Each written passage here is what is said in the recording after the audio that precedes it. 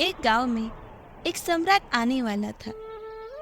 सम्राट के दरबारी खबर लेकर गांव में पहुंचे और उसने कहा कि सम्राट आने वाला है। सारी तैयारियां अच्छे से कर लेना, कुछ खास लोगों को भी तैयार कर लेना। उन सबको सम्राट के सामने दरबार में पेश करना है। लोग बहुत खुश हुए कि सम्राट से मिलेंगे। उस गांव में एक फकीर भी रहता था। लोग उसे बहुत मानते थे। मानते क्या, पूजते थे। उसे लोगों ने कहा कि हमारा फकीर भी जाएगा। फकीर ने बहुत कहा कि मुझे इस दुनियादारी की बातों से क्या लेना देना। ना ही मुझे तौर तरीके मालूम है, ना ही शिष्टाचार। मेरी तो अपनी एक अलग ही दुनिया है। पर लोग मानने को तैयार ही नहीं थे। आपको तो जाना ही पड़ेगा, बल्कि आपको तो हमारा प्रतिनिधि बन के खड़ा होना होगा। हम आपको सिखाएंगे, सारे उत्तर बताएंगे। सम्राट जो भी पूछ सकता है वो उत्तर आपको पहले से ही तैयार कर देंगे। पर आपको जाना ही पड़ेगा। फकीर के पास अब कोई चारा नहीं था हाँ करने के अलावा। उसने हाँ कर दी। अब गांव वालों ने सिपाहियों से पूछा कि राजा क्या क्या पूछ सकता है। उस आधार पर फकीर को 4 उत्तर सिखा दिए गए। आपकी उम्र कितनी है? 60 बरस। फकीर ने कहा, बस पहला प्रश्न यही होगा, यही जवाब देना है। फिर सम्राट पूछेंगे कितने साल से साधना कर रहे हो। फकीर ने कहा 30 साल। बस यही तो बोलना है। ऐसे ही 4 उत्तर और बढ़ा दिए गए और उसे बार बार यही समझाया गया कि कोई गड़बड़ मत करना। जैसा बताया गया है बस वैसा ही करना। अब तय दिवस पर सम्राट गांव में आए। फकीर उनका प्रतिनिधि था। सबसे पहले सम्राट ने उसी से पूछा, कितने बरस हो गए आपको?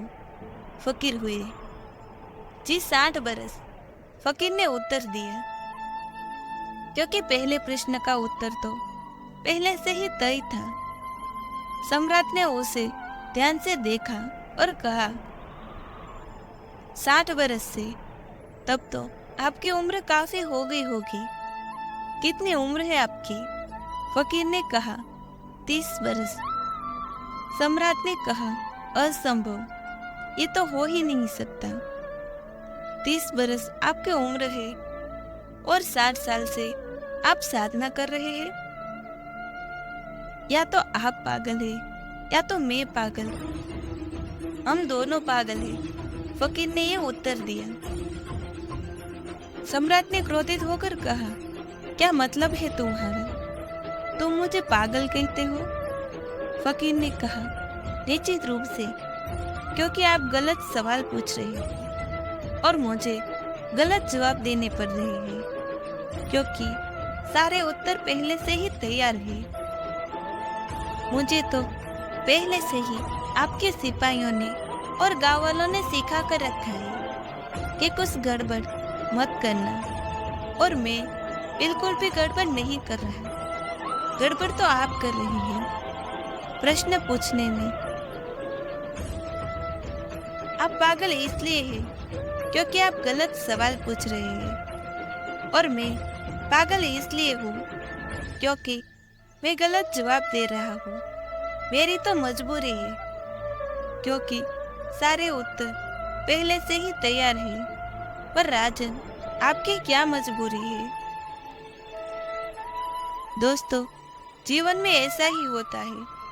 जब हम जैसे हैं वैसे ना रहकर दूसरों के हिसाब से चलते हैं या दूसरों की तरह बनना चाहते हैं, जैसे हो ना वैसे ही रहना।